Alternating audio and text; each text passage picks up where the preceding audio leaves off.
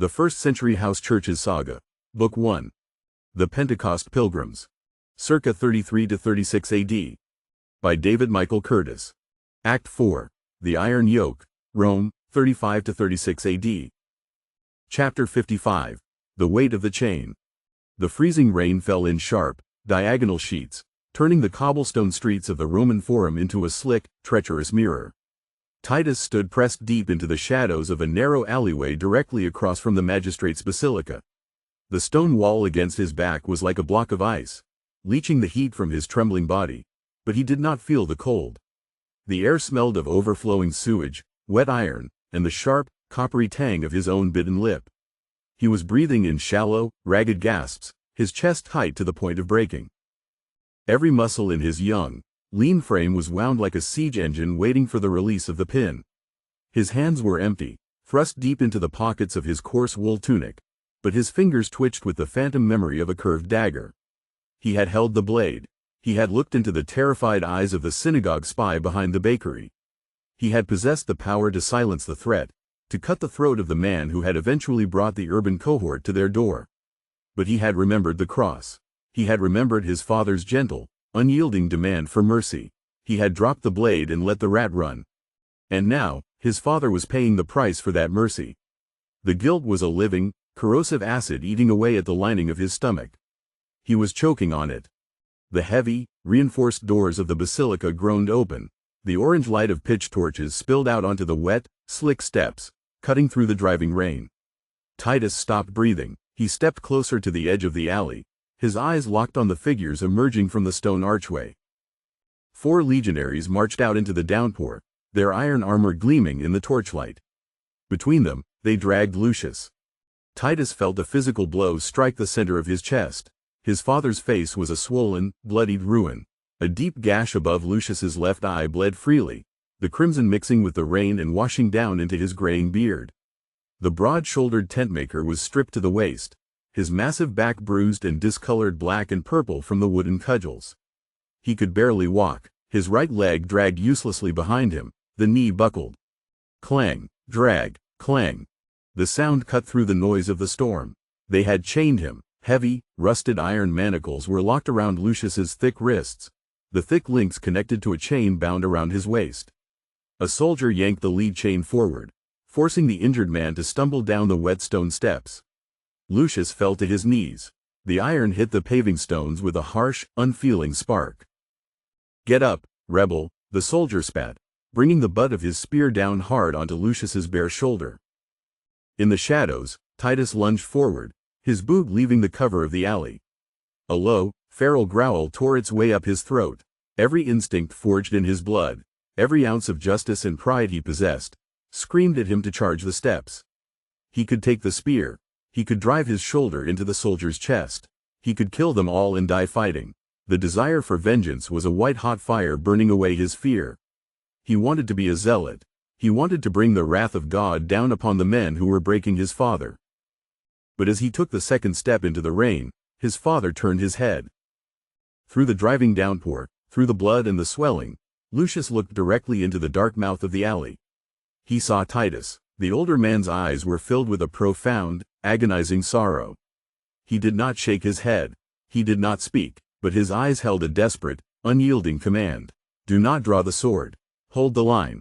Titus froze. The rain plastered his dark hair to his skull.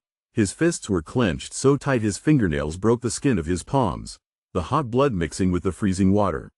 He stood there, entirely exposed to the elements, warring against his own nature. The friction between the violence of his heart and the non-violence of the cross threatened to rip him in half. The soldier yanked the chain again. Lucius dragged himself up from the stones, his head bowing in submission to the iron. They hauled him toward the carcer, the subterranean dungeon attached to the side of the basilica. The entrance was a low, gaping black hole in the stone, leading down into a lightless, freezing hell reserved for murderers, thieves, and enemies of the state. Titus watched his father disappear into the dark. The heavy iron grating slammed shut, the locking bar sliding into place with a definitive, echoing finality. The soldiers turned and marched back up the steps, leaving the street empty, washed clean by the relentless storm. Titus stood entirely alone in the rain. The silence of the city pressed down upon him, heavy and absolute. His father was gone, chained to a wall in the freezing dark, paying the brutal, physical debt for a kingdom that refused to strike back. Titus slowly sank to his knees on the wet cobblestones, his chest heaving as the first agonizing sob broke from his throat. The vow of peace had held, but as he stared at the barred gate of the dungeon, he knew that the boy who had chosen mercy in the alley was dead. The empire had demanded a sacrifice, and Titus realized with a cold, terrifying certainty that the cross was not a symbol to be carried. It was an execution block waiting for them all. Chapter 56. The Price of Freedom. The atrium of the magistrate's villa on the Palatine Hill was a temple dedicated to the worship of wealth. The air was warm, insulated from the foul, damp misery of the lower city, and sweetened with the heavy smoke of burning myrrh and the rich, savory scent of roasted pork belly. Polished columns of Numidian marble stretched toward a ceiling painted in vibrant, impossible colors. Andronicus stood in the center of the vast room, his soft leather sandals resting on a perfectly laid mosaic of a triumphant Roman general. He held a heavy, bound leather case in his left hand. The hide was smooth, the bronze clasps cold beneath his fingers. He had carried this case across the Mediterranean. He had opened it in the great merchant halls of Alexandria and the trade ports of Ostia. It held the papyrus deeds to 4 deep-water grain ships, the warehousing rights on the Tiber, and the sealed letters of credit that proved he was a man of vast, unshakable substance. He was a patrician, he was a king of the sea. Today, he was walking to the slaughter block. Beside him stood his son, Marcus. The young man was trembling. His face was pale, his eyes wide and frantic, darting around the opulent room as if searching for a hidden exit. Marcus's jaw was locked, the muscles leaping under the skin. He looked at the leather case in his father's hand with a mixture of sheer terror and profound betrayal. "Father, do not do this," Marcus whispered, his voice a frantic, scraping hiss. He reached out and grabbed the sleeve of Andronicus's plain woolen tunic. "Please, it is madness. That is our entire fleet. It is our home. You are handing our name over to a corrupt swine for the life of a tentmaker." "I am paying a ransom," Andronicus replied. His voice was a low, gravelly rumble, devoid of its usual booming confidence. The words felt heavy on his tongue. "Lucius will die in the carcer. The damp will settle in his lungs. The beatings will stop his heart. I cannot sit in my villa while my brother rots in a hole." "He is not your brother," Marcus choked out, a desperate, angry tear escaping his eye. He shook his father's arm. "He is a common laborer. Rome takes laborers every day. You are destroying our family. You are making us beggars in the street. What of my future? What of your legacy?" Before Andronicus could answer, the heavy wooden doors to the inner study swung open. Flavius, the duumvir of the district, stepped into the atrium. The magistrate was a thick, soft man, his tunic trimmed in the wide purple stripe of his office. He held a half-eaten fig in one hand and a linen napkin in the other. He chewed slowly, his dark, calculating eyes looking the 2 merchants up and down. He did not offer them a seat. He did not offer them wine. They were here as supplicants, and he intended to make them feel every inch of the drop in their status. "Andronicus," Flavius said, swallowing the fruit and wiping his fingers on the linen. "You have fallen into dangerous company. Harboring rebels, hosting unlicensed cults. The penalty for sedition is the cross. I could have your entire household arrested before the sun sets." "There is no sedition," Andronicus said, his voice steady, though his heart hammered a heavy rhythm against his ribs. He stepped forward, closing the distance between them. "There is only a misunderstanding. Lucius Vettius is a peaceful man. He pays his taxes. I am here to pay his fine." Flavius let out a short, barking laugh. He tossed the napkin onto a marble table. "A fine? For striking a legionary? For plotting against the emperor? A handful of silver will not clear the ledger, old man. Blood requires blood, unless, of course, the compensation is commensurate with the insult to the city." The magistrate's eyes dropped to the leather case. The greed in his gaze was naked, sharp, and hungry. Andronicus felt a sharp, agonizing friction in his soul. Decades of ruthless, calculated trading screamed at him to negotiate, to bluff, to find a middle ground. He was a master of holding his wealth tightly, but he looked at the soft, arrogant face of the Roman official, and he remembered the dark waters of his baptism. He remembered the torn bread in the dirty workshop. Slowly, deliberately, Andronicus unfastened the bronze clasps of the case. He drew out the rolled papyrus documents. They were heavy, thick with red wax seals. He laid them on the marble table. Beside the scrolls, he unclipped his heavy leather coin purse and dropped it onto the stone. The heavy clatter of solid Roman gold echoed loudly in the vast atrium. "The deeds to my 4 grain ships in Ostia," Andronicus said, his voice devoid of emotion. "The transfer of my warehouse leases on the river. And 300 pieces of gold. It is everything." Marcus let out a ragged, suffocating gasp. He covered his mouth with both hands, turning his face away from the table, entirely unable to watch the physical destruction of his inheritance. Flavius stepped forward. He did not hide his shock. He reached out, his soft fingers breaking the seal on the first scroll. He scanned the Latin text, his eyes widening. He picked up the heavy purse, weighing the gold in his palm. A cruel, triumphant smile spread across his face. "The charges against the tentmaker are dropped," Flavius said smoothly, slipping the scrolls into his own robe. "He will be released from the carcer within the hour. But you must leave this hill, Andronicus. The villa is forfeit. If I see you trading in the Forum again, I will not be so merciful." Andronicus did not reply. He reached down and gripped the heavy gold signet ring on his index finger. He pulled it free, the metal scraping harshly over his knuckle. He dropped the ring onto the table. It spun in a tight circle, clinking against the marble before settling flat. The last vestige of his power was gone. He turned and walked toward the heavy bronze doors. Marcus followed, his head bowed, his shoulders shaking with silent, defeated sobs. When they stepped out into the Roman street, the heat of the afternoon sun hit them. The noise of the city rushed in to fill the silence. Carts rattled past, peddlers shouted. Andronicus stood on the paving stones, his hands entirely empty. He had no ships, he had no home, he had no status. He looked down at his bare fingers. The terror of his poverty was an immense, crushing weight, yet, beneath the dread, a strange, terrifying lightness began to bloom in his chest. He had paid the price of a king to save the life of a slave, and as he began the long walk down into the slums of the Subura, the former merchant prince realized he had never been more free. Chapter 57. The Magistrate's Court. The subterranean holding cell beneath the magistrate's basilica was a freezing, lightless tomb. Lucius Vettius lay on his side against the damp, uneven flagstones, his breathing a shallow, ragged rasp that echoed off the low, arched ceiling. The air in the dungeon was impossibly thick, carrying the suffocating stench of rotting straw, old vomit, and the metallic tang of his own blood. Every breath he drew burned his lungs like inhaling ground glass. He had been in the absolute dark for 2 days. Or perhaps it was 3. Time had dissolved into a continuous, unbroken cycle of shivering and localized agony. His thick, calloused hands were bound before him with heavy iron links, the metal biting deep into the raw flesh of his wrists. He tried to swallow, but his tongue was a dry, swollen weight in his mouth.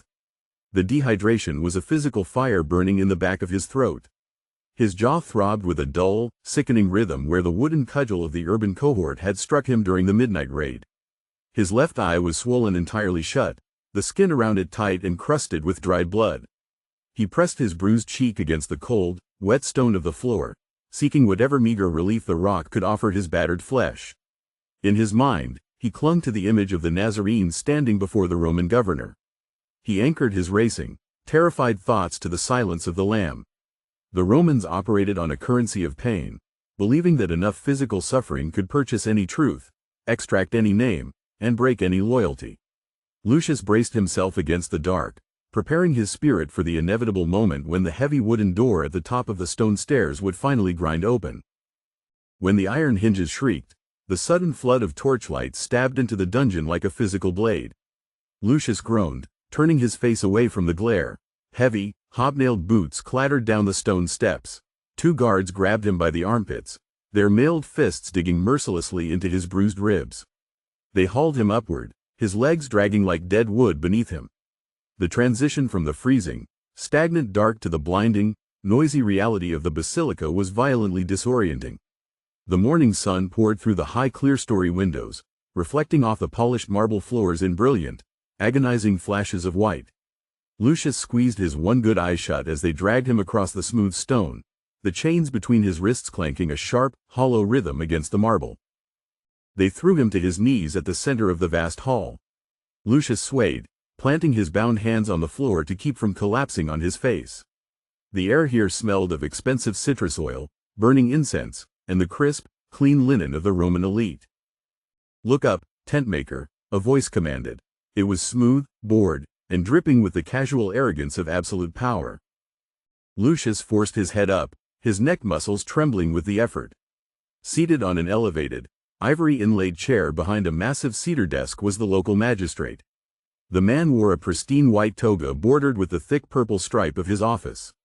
He was tapping a stylus against a wax tablet, his eyes locked onto Lucius with the cold, assessing gaze of a butcher inspecting a ruined cut of meat.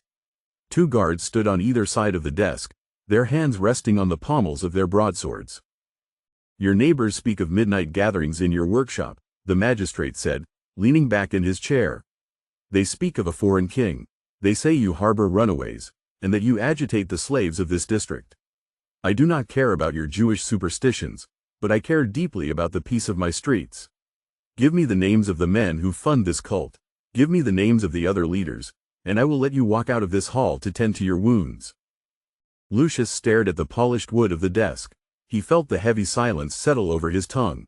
He thought of Keys in his study, of Rufus gathering the slaves in his barn, of Andronicus standing in his grand villa. He thought of the bread they had broken together. He closed his jaw tightly, pressing his lips together. He would not speak a single syllable. The magistrate sighed, a sharp rush of air through his nose. He nodded at the guard to the right. The soldier stepped forward, his arm swinging in a short, brutal arc. The back of the Roman's heavy, leather-wrapped fist cracked against Lucius's cheekbone. The impact sent a blinding flash of white light through Lucius's skull.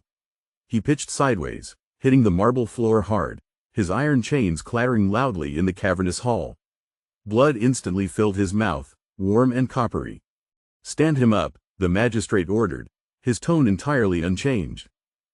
The guards hauled Lucius back to his knees. He spat a thick glob of blood onto the pristine white marble.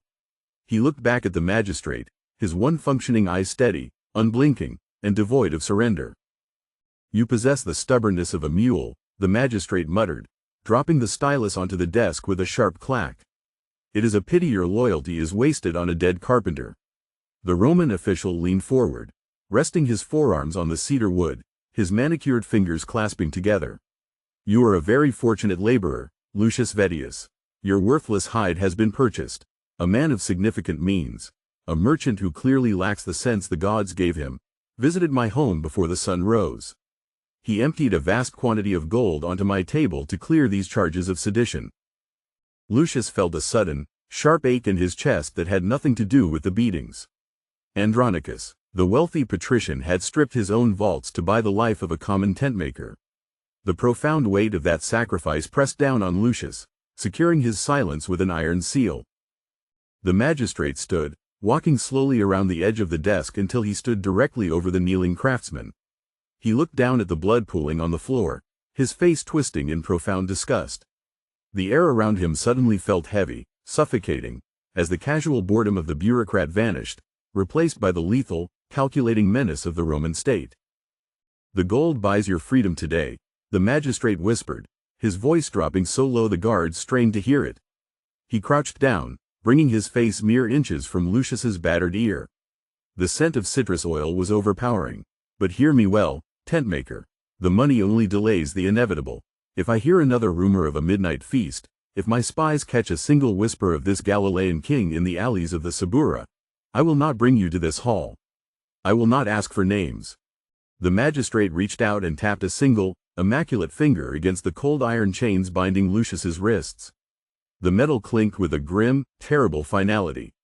"The next time the urban cohort comes to your door," the magistrate promised, the words sliding into Lucius's mind like a poisoned blade, "they will not carry wooden cudgels. They will bring the iron, and they will not leave a single soul breathing." The magistrate stood, turning his back on the bleeding man. He waved a dismissive hand toward the doors. "Unchain the beast and throw him into the street." Chapter 58. A House Divided. The small, windowless storage room in the back of Keys Septimius's home was packed with 30 terrified bodies, yet the silence within was absolute.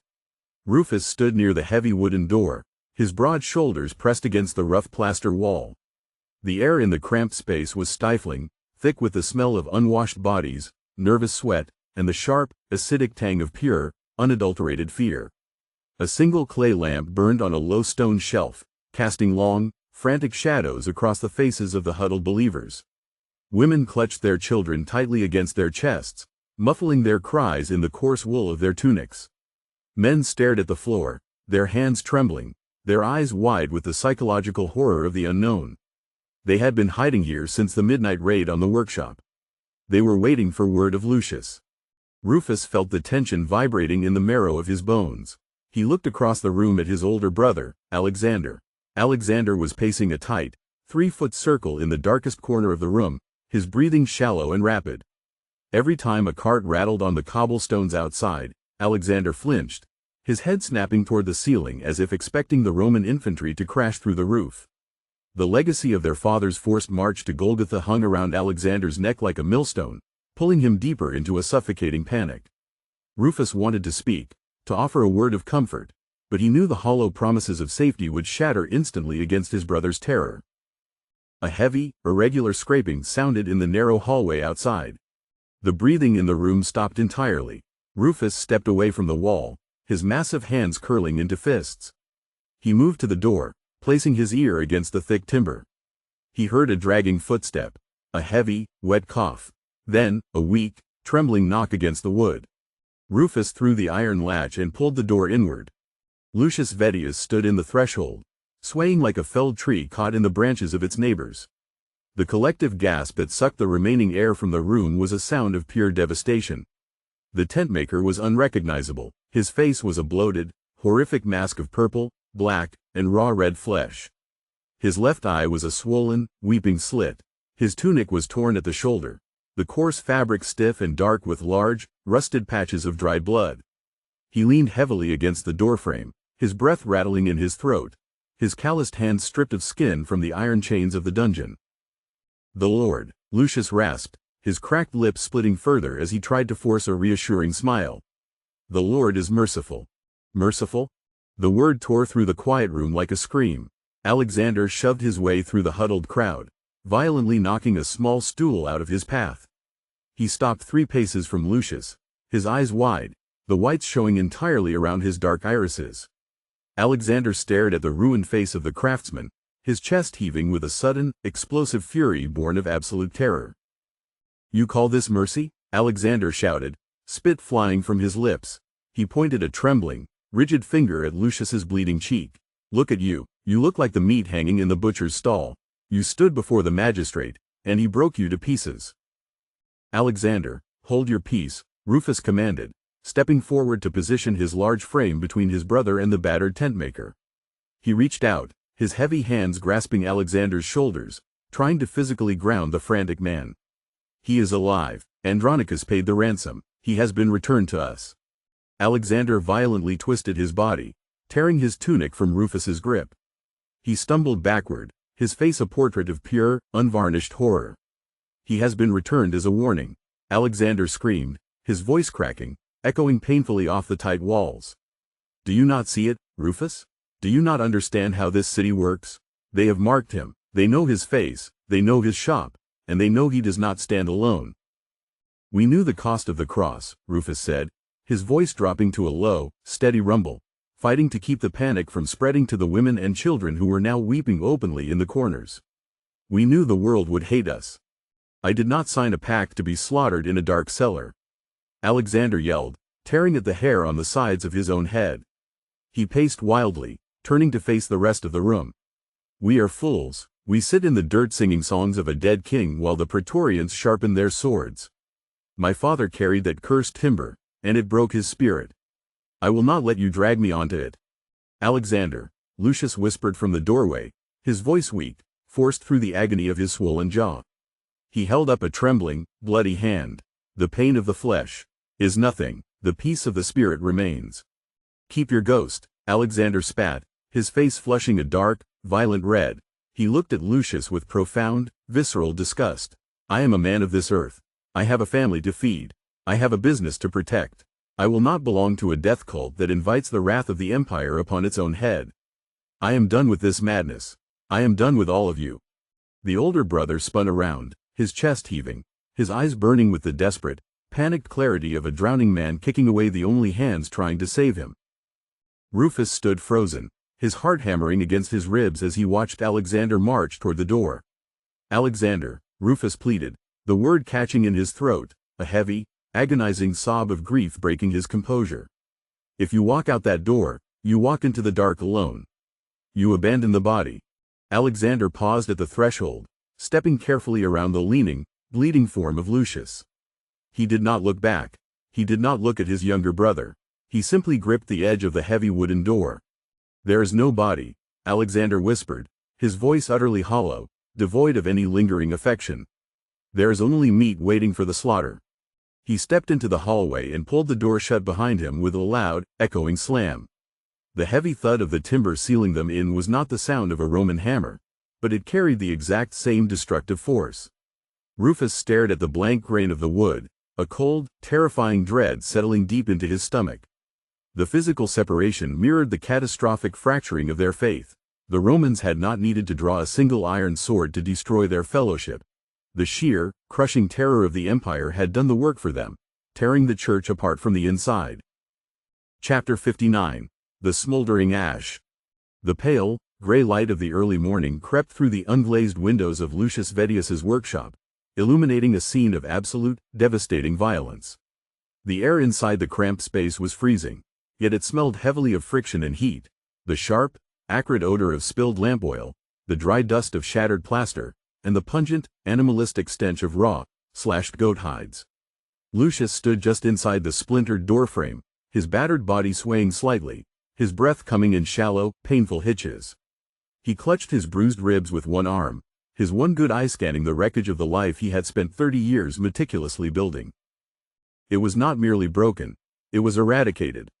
The heavy oak workbenches, where he had spent countless days cutting and shaping canvas, had been violently overturned. One of the thick wooden legs was snapped clean in half, the jagged splinters pointing upward like broken bone. The massive, iron-reinforced loom that dominated the center of the room, the very heartbeat of his trade, had been attacked with heavy mauls. The intricate wooden gears were smashed, the tension beams cracked, and the delicate threading mechanisms ground into the dirt floor beneath the hobnailed boots of the urban cohort.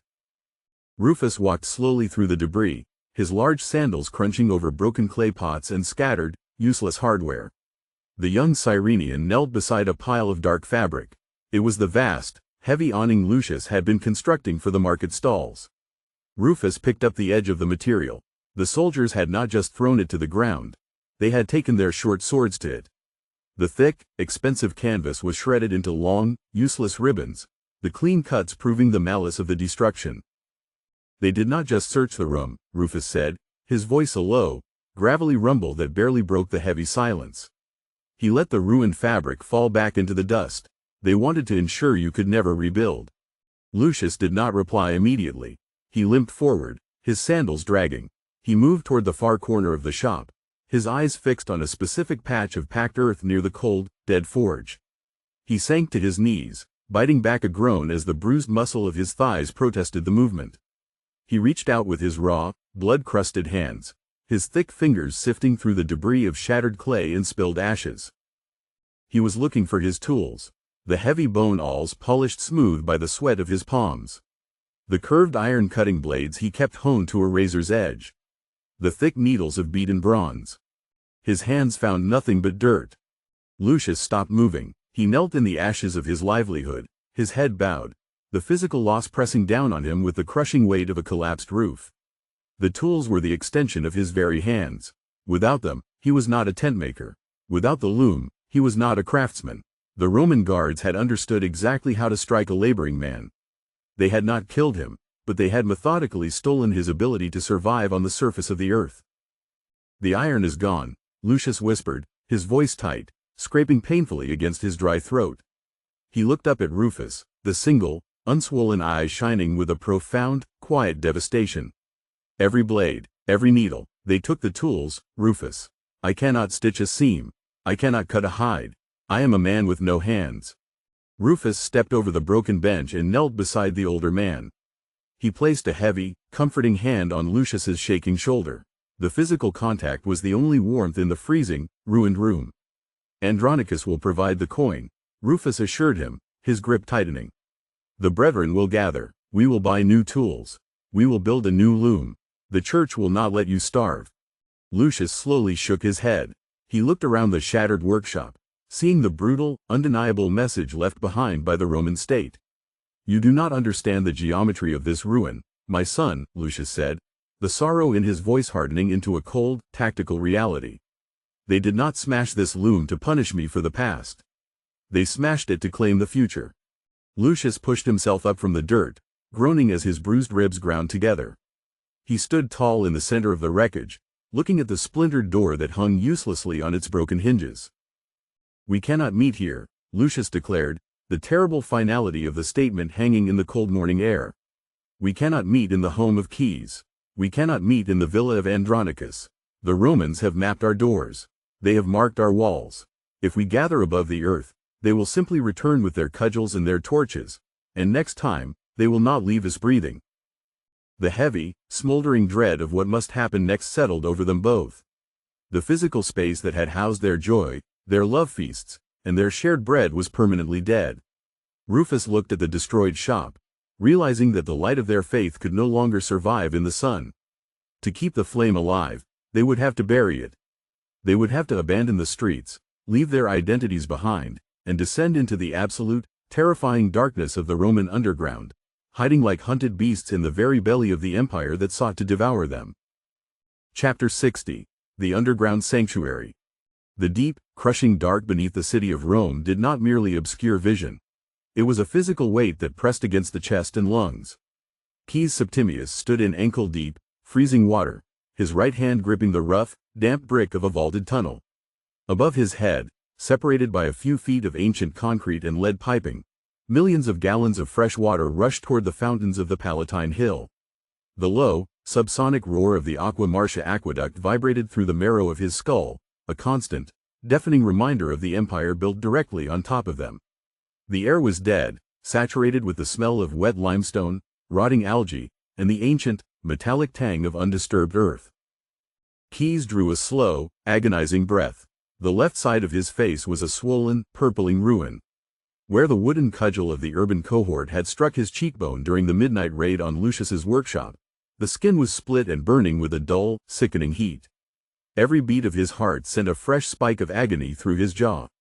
He was a master of the law, a scholar who had spent his 50 years breathing the dry, civilized dust of pristine libraries. He had navigated the highest courts of the diaspora with the sharp blade of his intellect. Yet, in the span of a single night, his brilliant theology had been utterly dismantled by a legionary's fist. Rome did not debate. Rome crushed. He held a small, flickering clay lamp in his left hand. The weak, greasy orange flame cast a trembling circle of light, barely pushing back the absolute blackness of the maintenance tunnels. Behind him, standing shoulder to shoulder in the frigid muck, were the bruised and terrified remnants of their flock. He could hear the sharp, rattling breaths of the elderly, the suppressed weeping of children, and the nervous shifting of leather sandals sliding on slime-coated stone. They were shivering, their woolen cloaks soaked through from the midnight rain that had masked their escape. Caius felt a profound, humiliating sickness twist in his gut. They were citizens, merchants, and honest tradesmen. Now, because he had failed to protect them with the law, they were hunted rats fleeing into the belly of the earth. The map, Caius, Lucius whispered, his voice a gravelly scrape in the dark. The massive tentmaker stood directly behind him, his own back covered in raw, weeping welts from the soldiers' clubs. Are we near the dry cisterns? Caius did not answer immediately. He raised the clay lamp higher, bringing the flame dangerously close to a stiff, unrolled parchment pinched between his bruised fingers. It was an ancient civic ledger, a maintenance map of the city's subterranean water network that he had memorized and copied years ago during a study of Roman engineering. His ink-stained thumb, shaking violently from the cold, traced a faded black line running parallel to the main artery of the aqueduct. He forced his battered eyes to focus, matching the drawing to the physical reality of the stone joints in the wall before him. Here, Caius finally rasped, pointing to a heavy, iron-banded timber door set flush into the curving brickwork. The wood was black with rot and slick with condensation. This is the old overflow chamber. Agrippa's builders sealed it when the new channels were cut. It should be dry. Lucius stepped forward, the water splashing loudly around his thick calves. The craftsman did not wait for further instruction.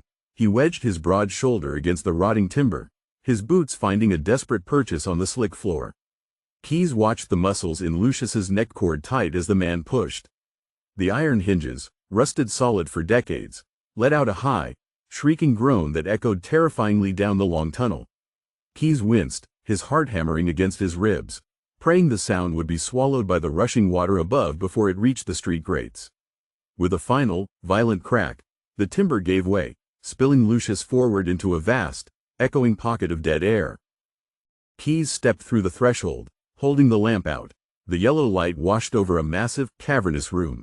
The floor here was a shelf of dry, packed earth and smooth basalt blocks, elevated far above the drainage lines.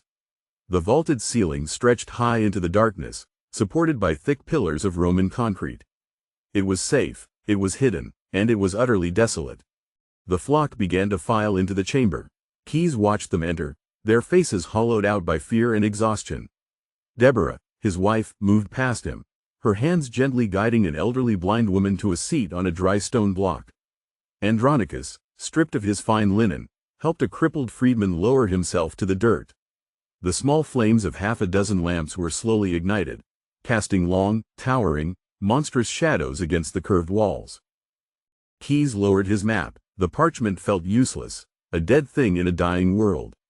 He looked at the shadows of his people, stretched and distorted by the flickering light until they no longer looked human. They had traded the warm, bread-scented fellowship of the upper rooms for the cold architecture of a tomb. The physical survival of the church had been secured, but as Keyes listened to the muffled, subterranean dripping of water echoing in the vast silence, a slow, freezing dread settled over his soul. The empire had driven them into the grave, and he realized with absolute certainty that living in the dark would eventually demand a terrifying mutation of their faith. Chapter 61. The Blood Money. The midday sun pouring through the high clerestory windows of the Central Shipping Guild was a blinding, unsparing force. It struck the polished, cream-colored marble floors and refracted upward, filling the vast basilica with a harsh, glaring brilliance that made Andronicus squint. The air inside the hall was cool and heavily perfumed, saturated with the scent of crushed rose petals, frankincense, and the faint, metallic tang of uncounted gold. It was an atmosphere engineered to intimidate, to remind every man who walked between the towering Corinthian columns that he was standing in the absolute center of global commerce. For 30 years, Andronicus had breathed this air with the deep, satisfying entitlement of an apex predator.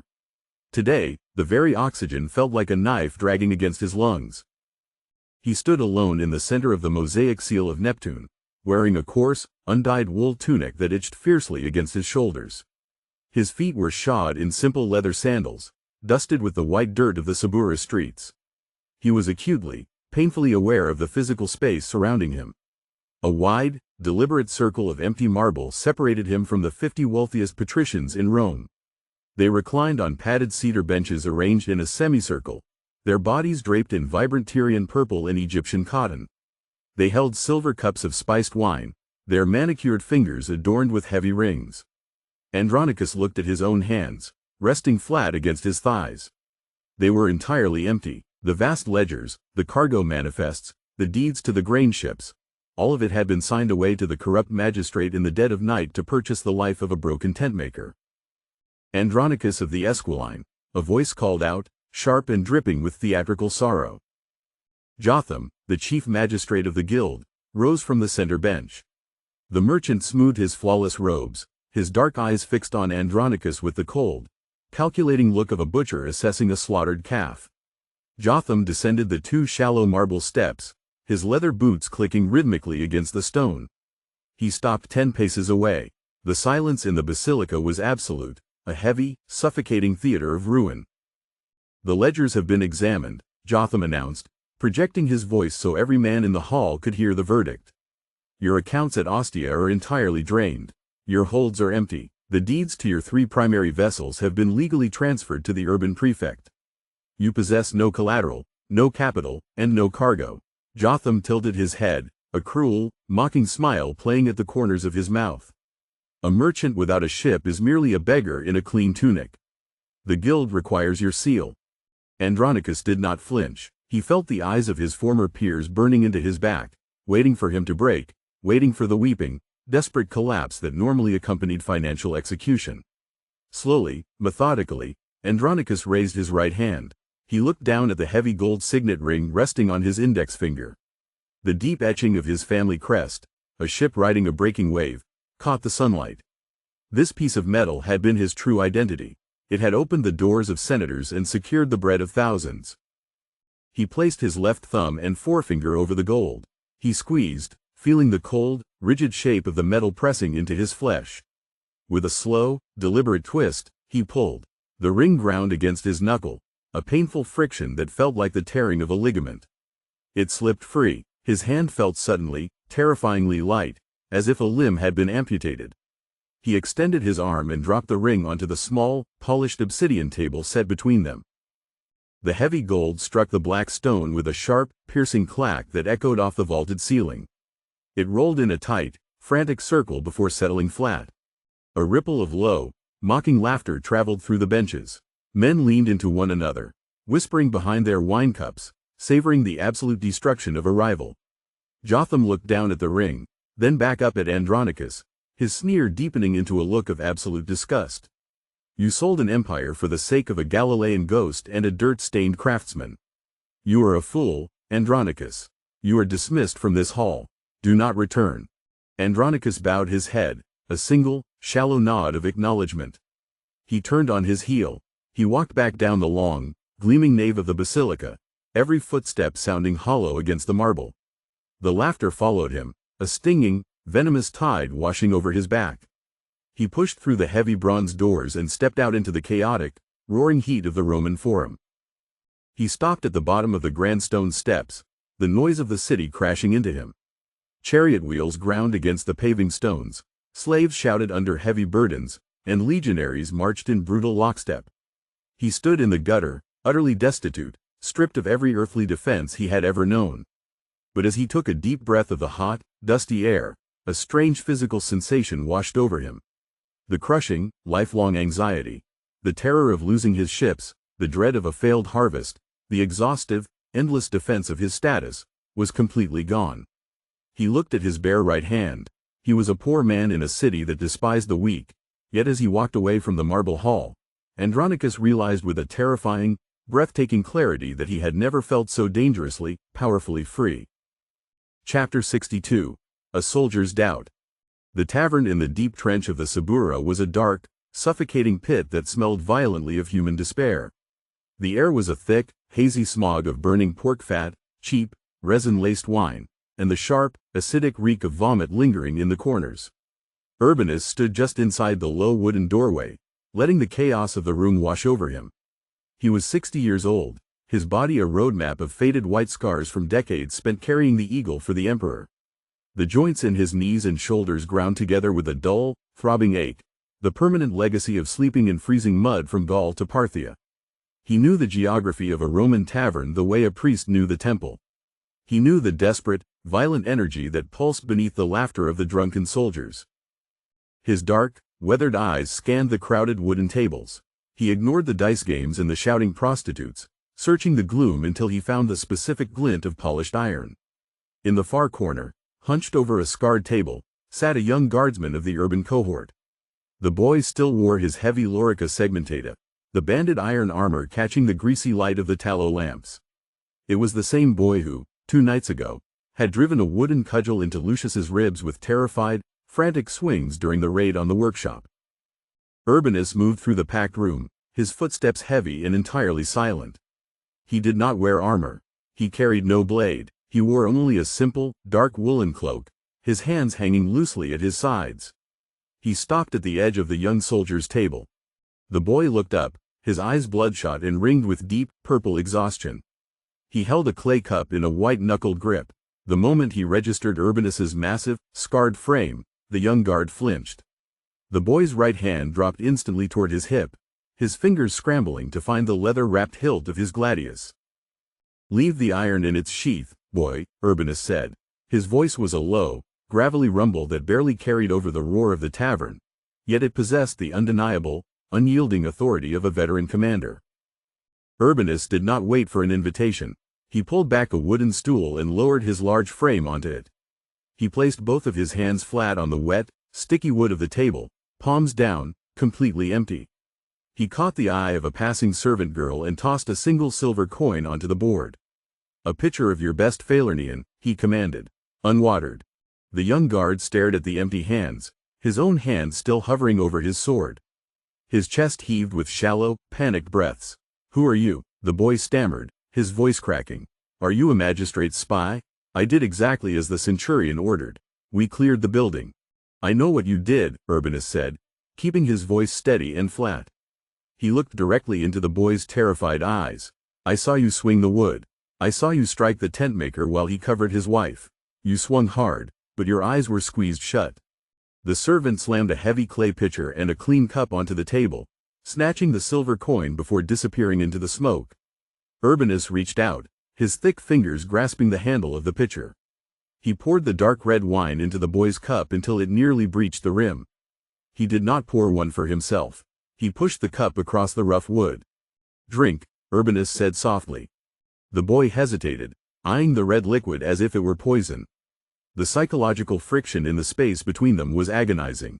The young soldier was wired for violence, conditioned to answer a threat with a thrust of the blade. But this massive, scarred veteran was offering him expensive wine and speaking to him with a terrifying, calm mercy. With a trembling hand, the boy lifted the cup and drank deeply. The wine spilled down his chin, mixing with the sweat on his neck. "You swing the club because Caesar demands order," Urbanus said, leaning forward, the ambient noise of the tavern seeming to fade into the background. "I carried the spear for 30 years for the same lie. You beat an unarmed man, and you tell yourself it is for the glory of Rome. But when you lie in the barracks at night, the darkness feels incredibly heavy, does it not? You close your eyes, and you realize that the empire is just a machine that grinds up the bones of the poor to feed the fat men on the Palatine Hill. It leaves your soul completely hollow." The young guard lowered the cup, his jaw slack, staring at the old man in absolute shock. The veteran was speaking the very treason that lived in the dark, silent corners of the boy's own mind. "You raided a room full of men who did not fight back," Urbanus continued, his voice dropping to a fierce, urgent whisper. "Do you know why they did not draw blades? Because the king they serve has already conquered the grave. Rome threatens us with death, but our Lord has already died and risen. You are enforcing the laws of a dying world, boy." Urbanus stood up, the wooden stool scraped loudly against the floor. He looked down at the young soldier, seeing the absolute fracture in the boy's worldview. The armor suddenly looked too large for him. "The next time you are ordered to march into the alleys," Urbanus said, his voice carrying the weight of a prophetic decree, "remember the blood in the workshop. Remember that the men you strike are praying for your salvation while you swing the wood." Urbanus turned his back on the armed soldier and walked away, disappearing into the smoke and the shouting of the tavern. The young guard did not reach for his sword. He sat perfectly still in the dim, foul light, staring at the dark red wine in his cup, feeling the terrifying, unkillable seed of the truth taking root in his chest. Chapter 63. The Cost of Pride. The subterranean aqueduct cellar was a tomb of wet, breathing shadows. Rufus sat on a block of crumbling limestone, the damp cold of the earth seeping through the thin, unbleached wool of his tunic. The heavy, rhythmic dripping of water echoed from the massive, vaulted arches of the Aqua Marcia directly above their heads. Drip, pause, drip. The sound was a water clock counting down the hours of their exile. The air was thick, suffocating, and heavy with the sharp, acidic stench of human fear, unwashed bodies, and the metallic tang of old, stagnant water. Mildew grew in thick, black patches along the mortar of the walls. Rufus rested his forearms on his knees, his broad, calloused hands hanging limp between his legs.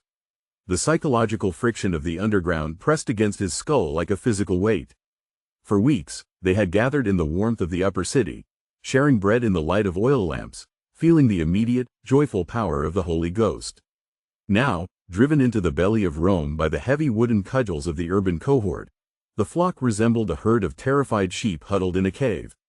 Dozens of slaves, freedmen, and ruined citizens sat on the cold dirt floor, wrapped in whatever ragged blankets they had managed to carry into the dark. Children whimpered in their sleep. Mothers shushed them with frantic, desperate whispers. Rufus closed his eyes, the memory of his father, Simon, carrying the rough timber of the cross up the dusty hill of Golgotha burned in his mind. He had thought the persecution was a thing of the past. He now realized the cross was not a single event. It was the permanent architecture of the believer's life. A sharp, distinct scrape of hard leather against wet stone broke through the rhythmic dripping of the aqueduct. Rufus opened his eyes and lifted his head. The faint, greasy orange light of a single clay lamp cast a long, wavering shadow across the floor. A man stood at the edge of the light, hesitating near the narrow stone stairwell that led up to the streets of the city. It was Alexander. His older brother wore a cloak of tightly woven, expensive wool, dyed a deep, respectable brown. He held the fabric tightly across his chest, his hands gripping the edges to ensure the hem did not brush against the muddy, refuse-stained floor of the cellar. Alexander's face was pale, his jaw locked, his eyes wide and scanning the huddled masses with raw, unconcealed revulsion. Rufus stood, his knees cracked in the cold air. He walked across the wet stone, his simple leather sandals splashing softly in the shallow puddles. He stopped 2 paces from his brother. "You came," Rufus said, his voice a low, gravelly rumble that did not carry past the immediate space between them. He reached out, offering his thick, open hand in a gesture of fellowship. "We saved a portion of the bread. It is hard, but it will fill you." Alexander did not take the hand. He took a sharp, immediate step backward, his shoulder bumping against the damp, calcium-stained brick of the archway. He looked at Rufus's extended hand, noting the dirt under his fingernails and the grime streaking his knuckles. "I did not come to eat," Alexander whispered, his voice trembling with a frantic, tight energy. He turned his head away, gagging slightly as a sudden draft carried the smell of the crowded cellar into his face. "Look at this place, Rufus. Look at what you have become. You are living like rats in a sewer." "We are living as brethren," Rufus replied, slowly lowering his hand to his side. He felt a hot, defensive spark ignite in his chest. The Roman cudgels do not care if a man sleeps on silk or dirt. "We are safe here. The magistrates will not search the flood drains." "Safe?" Alexander hissed, his eyes snapping back to meet his brother's. He released his tight grip on his cloak just long enough to throw his arm out, pointing a shaking finger at a group of shivering slaves huddled in the corner. "You call this safety? You are waiting in a pit for the soldiers to come and slaughter you. And for what? For a kingdom of dirt? For a God who demands we wallow in the filth of the earth?" "The Word was made flesh, Alexander," Rufus said, stepping closer, refusing to let his brother retreat into his panic. "He took the form of a servant. He touched the leper. He bled into the dust. The dirt is where he meets us." "No," Alexander spat, the word carrying a sharp, violent rejection. He shook his head frantically, his breathing shallow and rapid. "God is pure. God is spirit. The flesh is corrupt, Rufus. It is a prison. This," he gestured to his own body, and then to the filthy cellar, "this is a trap. I cannot find the divine in the stench of unwashed slaves. I will not seek a truth that demands I become an animal. There is a higher path, a cleaner path, a truth of the mind, free from the bleeding and the breaking of this wretched world." Rufus felt the blood drain from his face. The physical words hung in the damp air, sharp and deadly. He watched his brother's face. He saw the sheer, unadulterated terror of suffering. Alexander was not just rejecting the cellar, he was rejecting the core foundation of the incarnation. To avoid the pain of the Roman sword, Alexander was severing the spirit from the flesh. "You are denying the cross," Rufus said, his voice thick with a profound, aching sorrow. "If the flesh is only a prison, then his blood means nothing. If you leave this cellar to seek a cleaner path, you leave him behind." "I am saving my soul," Alexander countered, his voice hardening into a cold, brittle shield.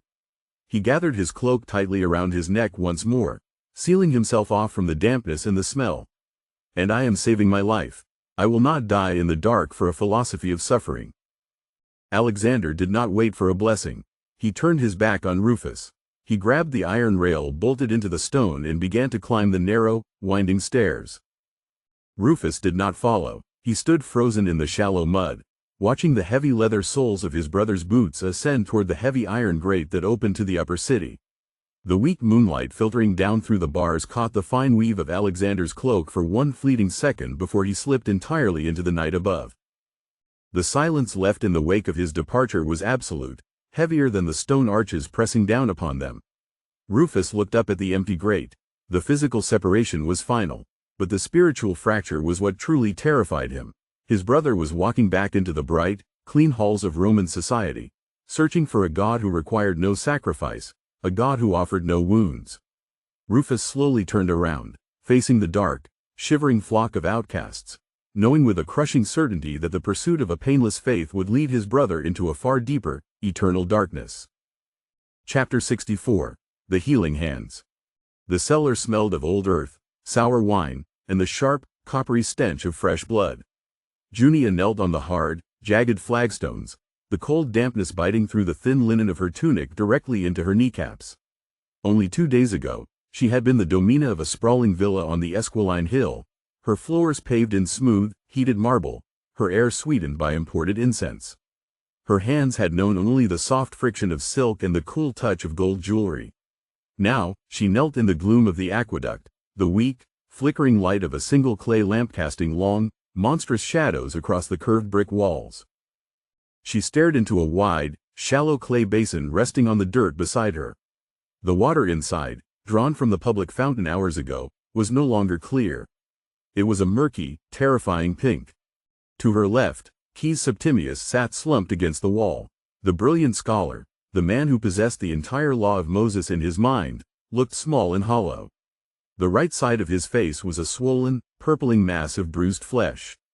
A Roman legionary had struck him with the iron-banded heavy wood of a cudgel, silencing his theology with a single, brutal blow. But Caius was not the worst. Directly in front of her, Lucius Vettius lay flat on his stomach upon a rough wooden board. The broad-shouldered tentmaker was stripped to the waist. His back was a map of raw, open devastation. The soldiers had not held back. Deep, ugly welts crisscrossed his heavy muscles. The skin split and weeping sluggishly. Every time Lucius drew a breath, the muscles in his back shuddered, and a low, involuntary hiss of agony hissed through his clenched teeth. "Hold the cloth tight, Junia," Helena whispered. The Greek woman knelt directly across the board. Helena's hands were steady, her practical face set in a hard, grim line of survival. Junia looked at her own hands. Her fingers were shaking. They were stained a dark, rusty brown. Junia reached into the basin. The water was shockingly cold. She grabbed the scrap of torn linen resting at the bottom and pulled it up. She squeezed the fabric. The sound of the bloody water splashing back into the basin was terribly loud in the quiet cellar. She leaned forward, the muscles in her lower back protesting the awkward angle. She pressed the wet, cold cloth against a deep gash near Lucius's left shoulder blade. Lucius convulsed. His massive fists closed around the edges of the wooden board, the wood groaning under his grip. He slammed his eyes shut, a sharp intake of air ripping through his throat. "Forgive me," Junia gasped, instinctively pulling her hand back. Her heart hammered against her ribs. She was terrified of causing him more pain. In her previous life, a servant would have been beaten for causing the master to flinch. "Do not stop," Lucius ground out, his voice a hoarse vibration in his chest. He did not open his eyes. He pressed his face against the board. "The dirt must be washed out. If the wound seals over the filth, the rot will kill me. Press it, Domina, press it hard." Junia swallowed the dry lump of fear in her throat. She looked at Helena. The tentmaker's wife gave her a single, firm nod. Junia leaned over the wounded man again. She folded the linen cloth, finding a clean corner, and pressed it directly into the center of the bleeding gash. She pushed her weight into her palms, dragging the rough fabric through the torn flesh to wipe away the grit of the workshop floor where Lucius had fallen. The physical friction of the cloth against the raw muscle was agonizing to execute. She felt the heat of his blood soaking through the linen, coating her own fingers, running down her wrists. "This is the reality of the doctrine, Caius," Lucius rasped, his breath hitching as Junia scrubbed another welt. He turned his head slightly to look at the battered scholar slouched against the wall. "You spent years arguing the nature of the atonement. You debated how the blood of one man could cover the sins of another." Lucius let out a sharp grunt as Helena applied a stinging poultice of crushed myrrh to his lower back. "Do you see it now? The world does not want our arguments. The world wants our blood. We are not a school of philosophy. We are sheep for the slaughter." Caius slowly raised his hand, touching the swollen, ruined side of his own face. He winced, his fingers coming away trembling. "I quoted the civic law," the scholar whispered, his voice stripped of all its former, booming arrogance. "I told the centurion he had no legal right to enter the property." He did not argue the law. He simply struck me. The words failed, Lucius. The words were nothing against the wood. The words did not fail, Junia said. She surprised herself. Her voice was strong, cutting through the damp, despairing air of the cellar. She dipped the bloody cloth back into the basin, wringing it out with a sudden, fierce strength. She looked at the scholar, her eyes locking onto his.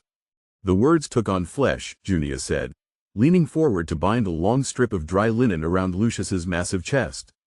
When the master stood before the Roman governor, he did not quote the law. He did not debate Pilate. He let them strike his back. He let them press the thorns into his scalp.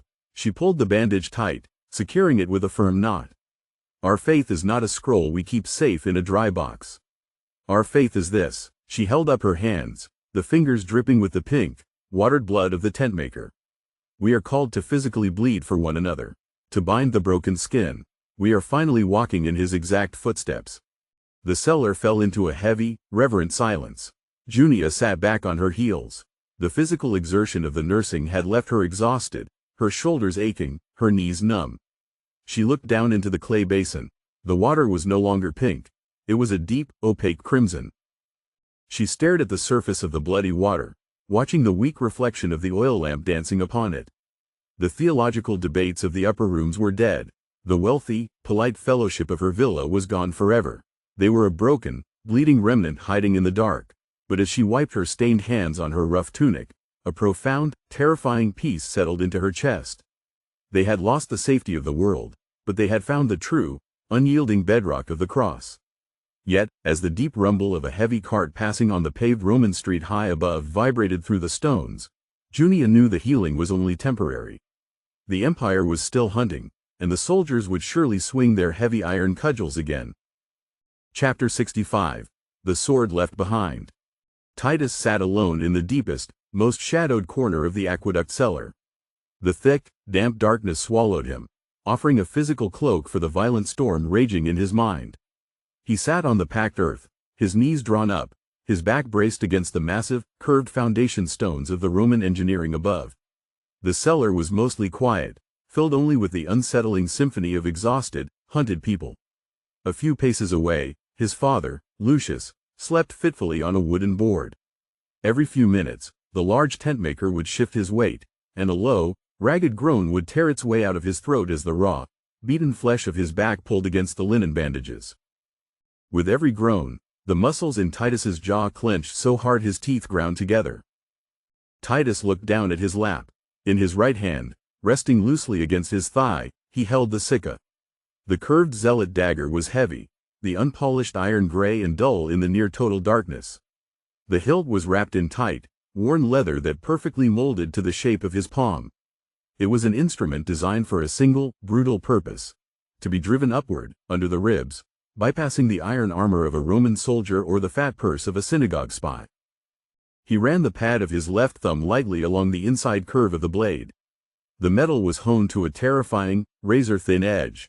It bit into his skin, leaving a shallow, stinging line, but drawing no blood. Titus closed his eyes. The memory of the midnight raid played behind his eyelids in a chaotic rush of terror and noise. The sudden, explosive splintering of the workshop doors. The harsh shouts of the urban cohort in their guttural Latin. The sight of the heavy, iron-banded cudgel swinging through the air and colliding with his father's back. He had watched Lucius throw himself over Helena, taking the crushing blows meant for his wife. Titus had stood in the shadows, his hand gripping the hilt of the dagger hidden in his belt. He had the speed, he had the angle, he could have stepped behind the soldier and driven the iron directly into his kidney. He could have watched the Roman choke on his own blood. But he had frozen. The command of the Galilean king, the command to turn the other cheek, to put away the sword, had chained his arm to his side. He had done nothing while his father was beaten into the dirt. Titus opened his eyes, staring at the sleeping form of his father. The shame of his inaction burned in his chest, a hot, suffocating coal. Barabbas had been right. The Romans did not respect peace. They only respected force. The synagogue spy who had taken the silver to betray them was still walking the streets of the Subura. The centurion who had swung the wood was still laughing in the barracks. Titus tightened his grip on the leather handle. The knuckles of his right hand turned bone white. He mapped the route in his head. He would slip out of the cellar before dawn. He knew the alley behind the bakery where the spy slept. He would wait in the shadows. He would press his hand over the man's mouth. He would drive the curved blade deep. He would sever the head of the serpent that had betrayed them. It was simple. It was clean. It was justice. He planted his left hand on the damp earth and prepared to stand. Then, a sudden sound broke his focus. A young child, no more than 4 years old, let out a soft, frightened whimper from a pile of blankets near the center of the room. The child's mother immediately shifted, wrapping her arms around the boy, pressing his face to her chest, humming a low, desperate lullaby to quiet him before the noise could carry to the streets above. Titus froze. He looked at the mother. He looked at the frail, elderly freedman, Nerus, sleeping curled in a tight ball against the wall.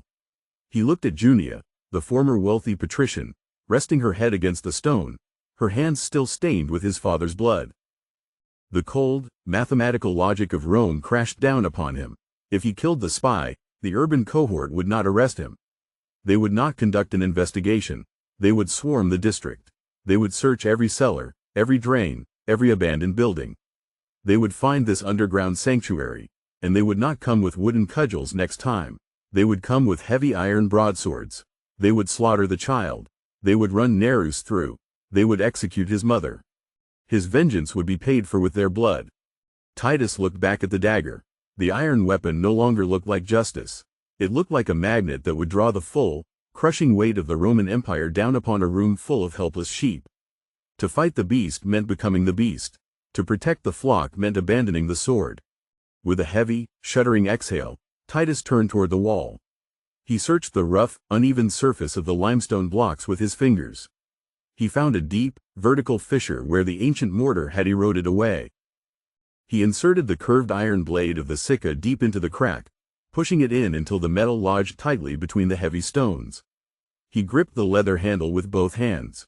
He braced his boots against the base of the wall, locking his knees.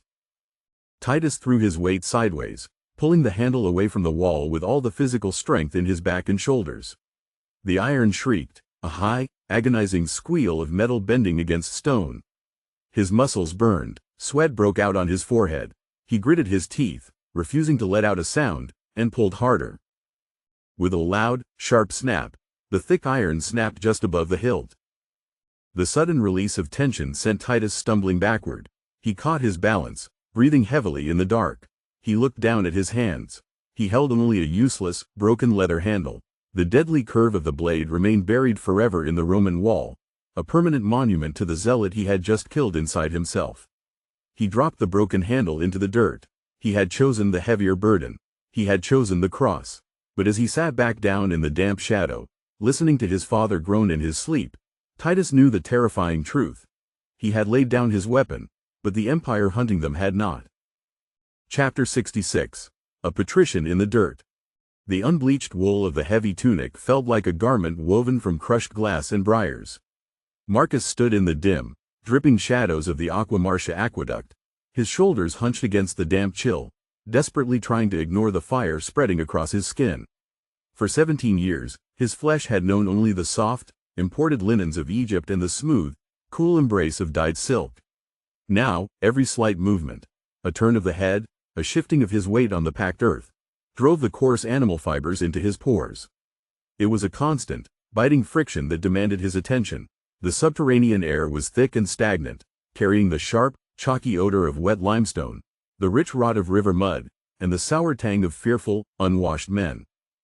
Marcus pressed his back against the cold, sweating curve of the Roman archway. He looked down at his own hands. They were trembling. The skin on his palms, once manicured and soft, was currently inflamed, blooming with angry red blisters. The heavy gold rings that had once marked him as the heir to an immense shipping fortune were gone, confiscated by the guildmasters. His identity had been stripped away in the span of a single afternoon. He was no longer a patrician of the Esquiline Hill. He was a fugitive hiding in a hole in the earth, breathing the same stale air as the ditch diggers and slaves his family had once owned. The psychological descent was a physical weight, pressing against his ribs, making his lungs labor for oxygen. He closed his eyes, leaning his head back against the wet stone, battling the suffocating wave of panic that threatened to break his resolve. He wanted to weep for his lost inheritance, but the dry, dusty throat of his new reality offered no tears. "Drop your shoulder, Roman. You are fighting the stone instead of moving it." Marcus opened his eyes. Olympus, a massive, thick-necked stonemason from Lucius's workshop, stood 3 paces away. The laborer's chest was bare, slick with sweat in the cool air, his forearms corded with dense, heavy muscle. At his feet rested a massive block of black basalt, jagged and irregular, dragged from the ruins of an older foundation. It was meant to camouflage the narrow gap in the aqueduct wall that served as the entrance to their hidden cellar. "I am not a laborer," Marcus snapped, his voice tight with defensive pride.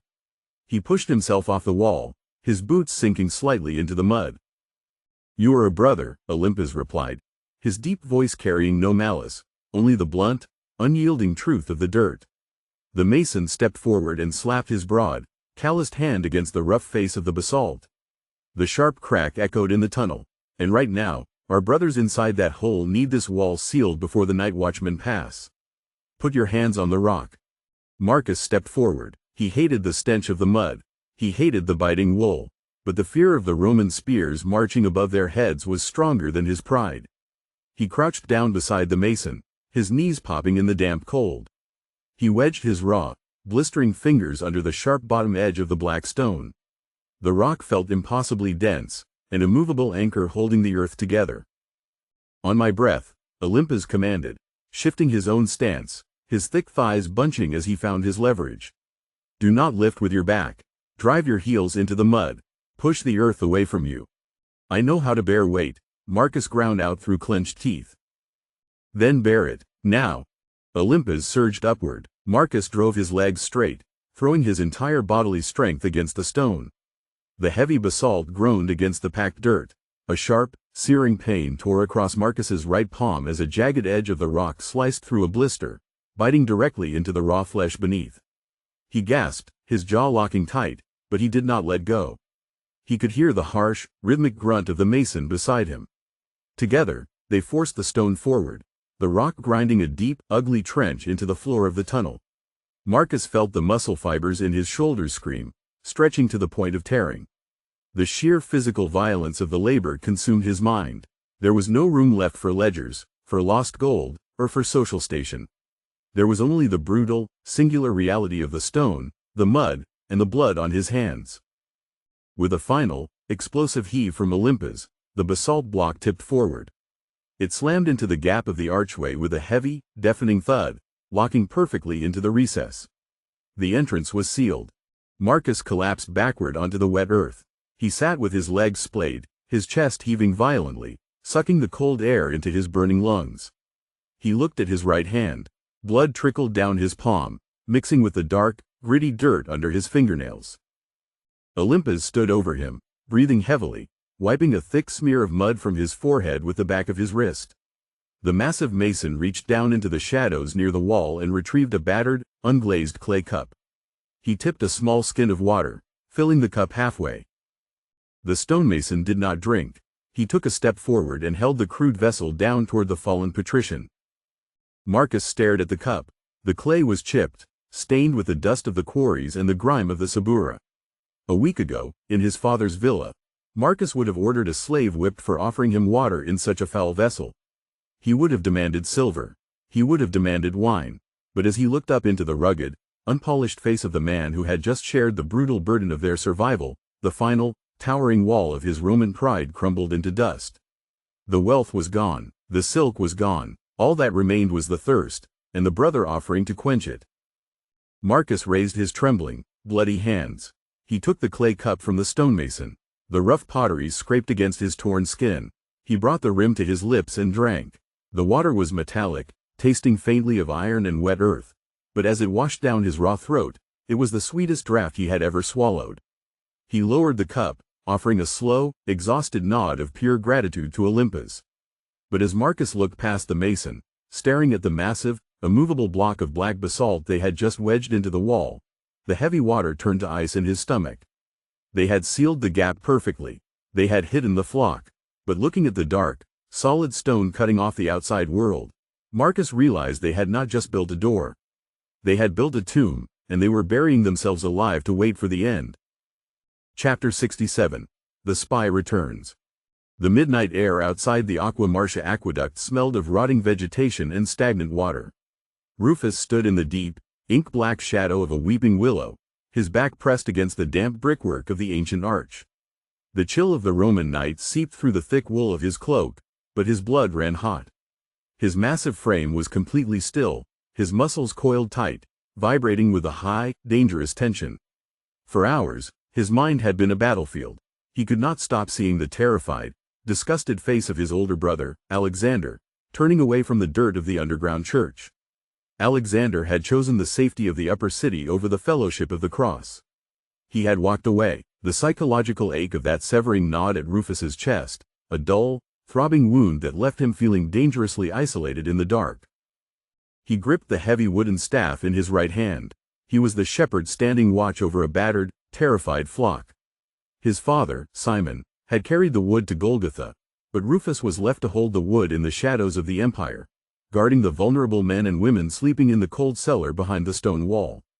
He drew a slow, silent breath through his nose, letting his senses stretch out into the brush. Snap. It was a small sound, no louder than the breaking of a dry reed, but in the dead silence of the ruined district, it rang like a hammer strike. Rufus did not flinch. He did not turn his head immediately. He let his eyes slowly track toward the source of the noise. 30 paces away, near a crumbled pile of discarded bricks, a shadow detached itself from the darkness. A man was moving low to the ground, stepping carefully through the tall, wet weeds. The figure paused, peering intently at the black basalt rock that Olympus and Marcus had dragged into the archway earlier that evening. Rufus felt a cold, hard spike of adrenaline hit his heart. It was the spy, the same informant from Eleazar's synagogue who had tracked them through the Sabura, the man whose whispers had brought the heavy boots of the urban cohort crashing through Lucius's door. The man was hunting the bounty, searching for the crack in the stone to lead the wolves directly to the sheep. Rufus lowered his wooden staff to the damp grass. He did not want a weapon. A swinging strike would make noise. He needed absolute, violent silence. He pushed off the brickwork, moving with a terrifying, predatory speed. His heavy leather sandals sank into the soft mud, muffling his approach. The spy was focused entirely on the stone entrance, taking another creeping step forward, leaning in to listen for the sounds of breathing behind the basalt. Rufus closed the final 10 paces in 3 massive strides. He lunged. His broad shoulder struck the spy directly in the center of the back. The impact was a dull, heavy thud of bone against bone. The air rushed out of the smaller man's lungs in a sharp, strangled hiss. They went down together, crashing into the wet, rotting reeds. The spy scrambled wildly, a frantic, thrashing animal panic taking over. The man kicked back, his heel catching Rufus in the thigh, and twisted in the mud, his hand digging into his belt for a blade. Rufus did not give him the time. He drove his heavy knee directly into the man's stomach, pinning him flat against the cold earth. Rufus brought both of his massive, calloused hands down, his thumbs finding the soft, vulnerable flesh of the spy's throat. He locked his fingers around the man's neck and squeezed, driving the spy's head back into the mud. The spy's eyes went wide, white-rimmed with absolute terror. The man clawed at Rufus's forearms, his fingernails digging into the thick muscle, but Rufus's grip was forged from years of heavy labor. It was an iron vice. The spy's mouth opened, grasping for air that could not pass the crushed windpipe. A weak, gurgling sound bubbled from the man's lips. The physical power surging through Rufus was intoxicating. The heat of the struggle burned away the cold sorrow of his brother's departure. Under his thumbs, he held the life of the man who wanted to slaughter his family. All he had to do was lean his weight forward. One sharp, brutal twist of his wrists, and the threat would be permanently extinguished. No more tracking, no more cohorts kicking indoors. Safety could be bought right here, in the mud, with a single, simple act of violence. The logic of Rome screamed in his ears. Kill the enemy. Protect the camp. Rufus stared down into the spy's bulging eyes. He saw the frantic, desperate pleading. He felt the frantic thrum of the man's pulse hammering against the pads of his thumbs, begging for life. Suddenly, the image of his father's blood-stained tunic flashed behind Rufus's eyes. He remembered the splintered wood. He remembered the words his mother had spoken in the courtyard. He was helping the lamb get to the altar. The King of Heaven had possessed the power to crush the breath from every Roman soldier in Judea, but he had opened his hands to the nails. The fire in Rufus's blood broke. The terrible, seductive logic of the sword shattered against the impossible standard of the cross. With a ragged, shuddering exhale, Rufus released his grip. He tore his hands away from the spy's throat and sat back on his heels, his broad chest heaving. The spy rolled onto his side, coughing violently, sucking in huge, desperate gasps of the damp night air. The man clutched his bruised throat, staring up at the giant who had just given him his life back. The confusion in the spy's eyes was absolute. He expected the blade. He expected the killing stroke. "Get up," Rufus growled, his voice a low, gravelly rumble that shook with restrained force. He pointed a shaking finger toward the dark alleys leading back to the city. "Go back to Eleazar. Tell him you found nothing but mud and shadows. Go." The spy did not hesitate. He scrambled to his feet, slipping in the wet earth, and broke into a terrified, stumbling run. He did not look back. Rufus remained on his knees in the wet grass, watching the dark figure vanish into the blackness of the ruins. The physical threat was gone, but the heavy, crushing dread returned instantly to his chest. He had chosen the mercy of the Lord over the security of the sword. But as the silence of the night settled back over the aqueduct, Rufus realized the horrifying truth of what he had just done. Mercy did not conquer Rome. It only confused it. He had let the wolf run free, and he knew, with a sick, sinking certainty, that a starving wolf always returns with the pack. Chapter 68. Rumors from the East. The cellar beneath the Aqua Marcia was an airless tomb. Andronicus sat on a thin, woven mat spread over the cold, uneven stone floor. The darkness was nearly absolute, pushed back only by a single, sputtering clay lamp that Lucius kept burning near the center of the room. The air was foul, saturated with the smell of damp earth, stale breath, and the sharp, sour odor of unwashed garments. Andronicus pulled his knees to his chest, wrapping his arms around his legs to trap his own fading body heat. A sharp, violent cramp twisted his stomach, a physical manifestation of a hunger he had never known in his 50 years of life. He leaned his head back against the curved stone wall, his mind, trained to catalog vast shipments of Egyptian grain and calculate the precise weight of silver talents, found nothing to measure in this empty dark. His trading empire was gone. His sprawling villa on the Esquiline Hill, with its painted frescoes and cool marble floors, was occupied by a sneering Roman magistrate. His vaults had been emptied to buy Lucius's flesh back from the torturers. Yet, sitting in the filth of the subterranean holding, his belly burning with starvation, Andronicus felt a strange, terrifying lightness. The crushing, constant anxiety of protecting his wealth had been severed. He was stripped bare, entirely dependent on the terrible, unpredictable provision of the God he had chosen to follow. A sharp, rhythmic tapping echoed from the heavy wooden grate set into the ceiling at the far end of the tunnel. Andronicus stiffened, his hand instinctively dropping to the cold dirt. Across the room, Rufus rose silently from the shadows, his massive frame moving toward the grate. The low murmur of the sleeping women and children ceased instantly, replaced by a breathless, terrified silence. Rufus reached up and slid the heavy iron bolt back. He pushed the wooden grate open an inch. A harsh, urgent whisper filtered down from the alley above. Rufus pulled the grate fully open, stepping back to allow a figure to drop down into the cellar. It was a man, wrapped tightly in a dark traveling cloak. He landed heavily on the stone, his knees buckling slightly under the weight of a massive, coarse hemp sack slung over his shoulder. The man stood up, pulling the cowl back from his face. It was Silas, a Syrian merchant who had once transported raw silk for Andronicus's fleet. Silas dropped the heavy sack to the floor. The loud, dull thud sent a small cloud of chalky dust billowing into the lamplight. "Lentils," Silas whispered, his voice trembling as he looked nervously up at the open grate, expecting a Roman spear to follow him down. 50 pounds. Dried fish beneath it. It is all I could sneak past the quartermasters. Eleazar has eyes on every market stall in the Subura. Andronicus pushed himself up from the wall. His legs felt weak, but he crossed the room and placed his hand on the rough fabric of the sack. The physical reality of the food under his palm was overwhelming. It was life. It was a few more days of survival for the shivering children huddled in the dark. "You risk your own head bringing this to us, Silas," Andronicus said, his voice a low, gravelly rasp. "The Lord will remember your courage." Silas did not smile. The Syrian merchant reached out and grabbed Andronicus by the forearm. his fingers digging frantically through the wool tunic. Silas's eyes were wide, darting around the dim cellar as if the shadows themselves were listening. "My courage will not save you, my friend," Silas breathed, pulling Andronicus closer. He smelled of sea salt, old sweat, and deep, consuming fear. "I just arrived from the port of Ostia. My ship came from Antioch. The news is running ahead of the wind, Andronicus. You think you are fighting a local battle here. You think Eleazar and the magistrate are your only enemies."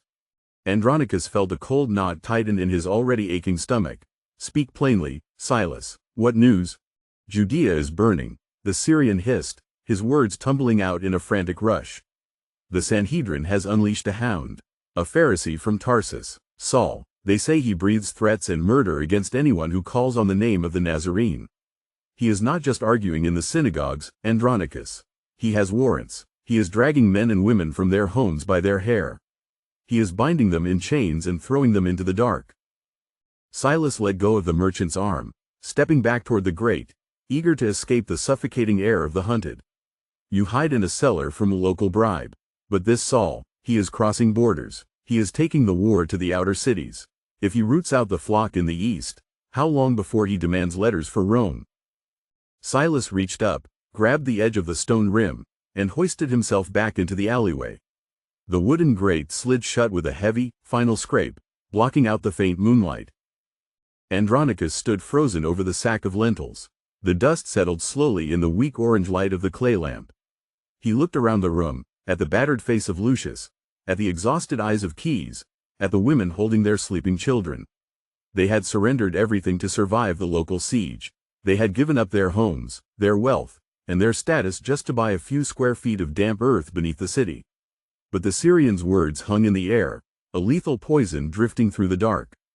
Andronicus placed both hands on the coarse hemp sack, feeling the hard, dry seeds of their temporary salvation, and realized the terrifying scope of their reality. Rome was not the edge of the battlefield. The entire world was turning against the cross, and the dark horizon of their war had just broken wide open. Chapter 69. The Bread of the Earth. The air in the subterranean cellar beneath the Aqua Marcia aqueduct was a heavy, stagnant pool. It smelled of wet limestone, ancient roots, and the deep, metallic tang of standing water. Andronicus stood in the center of the gloom, his bare feet planted firmly against the packed earth. The cold of the ground seeped up through his soles, a constant, biting reminder of how far he had fallen from the heated marble floors of the Esquiline Hill. He held a length of coarse, undyed linen in his hands. It was a common servant's towel, rough and frayed at the edges. He ran his thumbs over the stiff weave. For 30 years, his skin had known only the softest silk and the finest imported wool.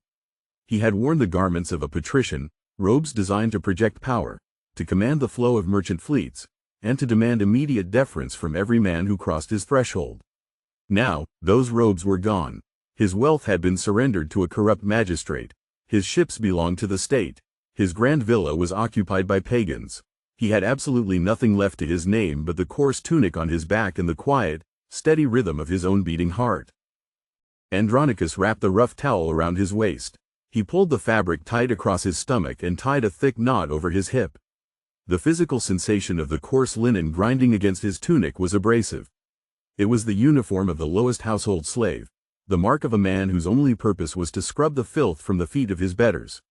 Yet, as the knot locked into place, Andronicus felt a profound, breathtaking weight lift from his shoulders.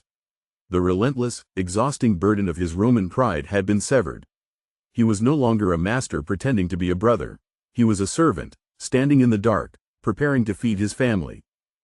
He turned toward the low stone slab that served as their table. A single clay lamp sputtered in the center, casting a weak, greasy yellow light over the meager feast. There was no roasted lamb. There were no silver platters dripping with sweet wine and fat. There was only a single, massive loaf of barley bread, baked days ago, its crust hard and dark as tree bark. Beside it sat a chipped clay pitcher filled with posca, the cheap, sour mixture of water and spoiled vinegar that the poorest laborers drank to kill the bacteria in the public fountains. Andronicus reached out and placed his broad hands on the heavy loaf. The bread was cold and rigid. He pressed his thumbs into the center of the crust and pulled. The bread did not yield easily. He had to lock his jaw. engaging the heavy muscles of his chest and shoulders, pulling with physical force until the crust finally gave way with a sharp, violent crack. The sound echoed off the damp stone walls like a breaking bone. He tore a jagged piece free and stepped away from the stone slab.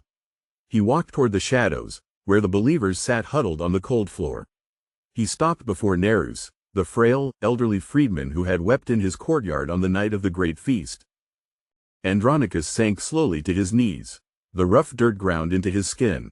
He extended his arm, holding the broken crust of bread out to the old man. "Take and eat, my brother," Andronicus said, his voice a low, steady rumble in the quiet cellar. "This is the bread of our affliction, but it is shared in the peace of the Lord." Nerus stared at the wealthy merchant kneeling in the dirt. The old man's arthritic hands trembled as he reached out. His scarred fingers brushed against Andronicus's palm. The physical contact between the former patrician and the quarry slave was absolute. "You serve me, master?" Nerus whispered, his voice catching in his throat. "I have no slaves, and I am no master," Andronicus replied, looking directly into the old man's watering eyes. "I am the lowest in this house. Eat." Nerus took the bread. He brought it to his mouth, chewing the hard, stale grain with quiet reverence. Andronicus rose, returned to the stone slab, and poured the sour posca into a shallow wooden cup. The sharp, acidic smell of the vinegar stung his nose.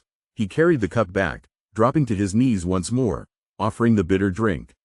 He moved down the line, breaking the hard bread, pouring the sour wine, serving the women, the children, the laborers, and the outcasts. He did not rush. He let the sharp edge of the bread scrape his palms.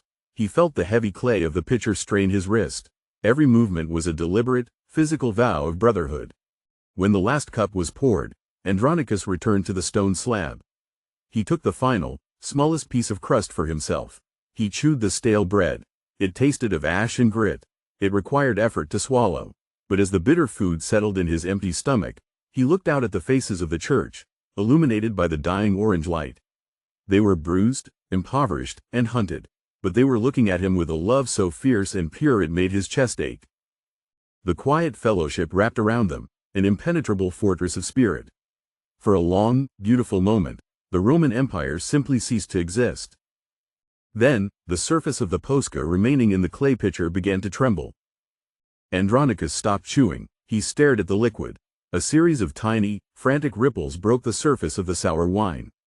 He did not hear a sound, but he felt a deep, subsonic pressure pressing against the marrow of his shins. The floor beneath his bare feet grew unnaturally cold, vibrating with a slow, mechanical rhythm. He slowly raised his head, looking toward the low, arched ceiling of the cellar. The dust clinging to the ancient stone began to fall, drifting down through the lamplight like pale snow. The heavy, suffocating weight of the world above had found them. The peace was broken. The hunt had arrived. Chapter 70. The Cohort's Tread. The vibration in the stone traveled directly up through the soles of Rufus's sandals, settling deep in the heavy muscles of his chest. He sat on a low, wooden crate near the cellar wall, his large hands resting flat on his knees. The dark air of the aqueduct felt suddenly thinner, robbed of its oxygen by the sheer psychological terror of the sound bleeding through the ceiling. Thud, thud, thud. It was not the chaotic, uneven shuffling of a market crowd. It was a single, massive organism moving with absolute, terrifying precision. It was the synchronized march of a Roman heavy infantry squad, the cohorts urbanae, the urban cohort. Rufus held his breath. He looked up at the vaulted ceiling. The stone blocks above them formed the foundation of a paved thoroughfare in the lower suborah. Every time the iron hobnailed boots struck the paving stones, a dull, concussive boom resonated through the earth. The sound bypassed the ears and struck the bones. Small flakes of dried mortar and white dust rained down from the cracks, catching the dim light of the single oil lamp before settling into the hair and onto the shoulders of the terrified believers below. Rufus felt a cold, metallic taste flood his mouth. He knew exactly what the men above wore. He had seen them break riots in the Forum. They wore the lorica segmentata, the heavy banded iron armor that made a man impervious to a blade. They carried the heavy wooden cudgels designed to shatter kneecaps and crush skulls without drawing the blade of a sword. The sheer physical weight of 30 armed men marching directly overhead caused the ancient timber beams supporting the cellar roof to groan in protest. Across the room, 60 men, women, and children sat frozen in the dirt. No one moved, no one spoke. The silence in the cellar was an agonizing, physical strain. Rufus felt his heart hammering against his ribs, a frantic, desperate bird trapped in a cage of bone. Thud, thud, thud. The marching grew louder. They were directly above the central arch. Suddenly, a sharp, piercing sound cut through the gloom. It was the high, thin wail of an infant. Rufus's head snapped toward the corner. A young weaver's wife, her face pale with terror, held a small child to her chest. The infant, disturbed by the concussive booming and the falling dust, twisted in his mother's arms, drawing a deep breath to scream. Rufus moved before he had time to think. He pushed himself off the wooden crate, his thick thighs propelling him across the packed dirt floor. He did not run. Running would make a sound. He glided, his large frame moving with a smooth, desperate grace. He closed the distance in 3 long strides, sinking to his knees directly in front of the young mother. The woman's eyes were wide with sheer panic. Her hands shook violently as she tried to pull the thick wool of her shawl over the baby's face, but her trembling fingers only agitated the child further. The baby's mouth opened wider. Rufus reached out. He did not grab the child. He placed his massive, calloused hands gently but firmly over the mother's forearms, steadying her shaking limbs.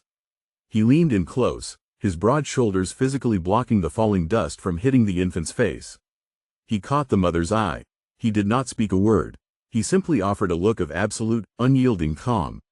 He moved his right hand, bringing his thick fingers up to gently cup the back of the baby's head. He pressed the infant's face into the soft curve of the mother's neck, muffling the air. Thud, thud, thud. The boots were directly over their heads. The boom was deafening. Rufus could hear the sharp, barking command of a centurion filtering through the stones. The Latin words were muffled, distorted by the earth, but the tone of command was unmistakable. The marching stopped. Rufus froze. His lungs burned. He kept his hand pressed against the back of the baby's head. He felt the child's warm breath puffing against the mother's collarbone. The infant whimpered, a tiny, vibrating sound that seemed louder than thunder in the suffocating quiet. Rufus gritted his teeth, his jaw locking so tight the muscles ached. If a soldier dropped a spear, if a man above knelt to tie his sandal and heard the muffled cry, if they noticed the subtle draft of air pulling down into the hidden grate, it would only take one word, one command, and the iron bars of the cellar door would be torn from their hinges. The heavy cudgels would fall. The women would be dragged into the street by their hair. The men would be beaten to a bloody pulp. The silence stretched. It was a heavy, drawn-out torture. The dust continued to fall, coating Rufus's dark hair in a layer of pale chalk. A bead of sweat broke out on his forehead, tracking slowly down his temple, stinging his eye. He did not blink. He did not wipe it away. He stared at the stone wall, waiting for the end of the world. From the street above, a heavy piece of wood scraped against the pavement. A soldier laughed, a harsh, brutal sound that echoed down the ventilation shaft. Then, the centurion barked another command. The heavy, synchronized stomping resumed. Thud, thud, thud, but the sound was shifting. The concussive booms were moving away, marching down the slope toward the river. Rufus did not release his breath until the sound faded into a dull, distant vibration. He slowly pulled his hand away from the child's head. The mother collapsed forward, burying her face in Rufus's chest, weeping silently into the fabric of his tunic. Rufus placed a heavy hand on her back, feeling the violent tremors racking her small frame. He looked up, meeting the eyes of Keyes and Lucius across the dim room. They had survived the patrol, but the sheer terror in the eyes of the believers told Rufus the grim truth. The Romans did not have to find the door to kill them. They were already dying of fear in the dark.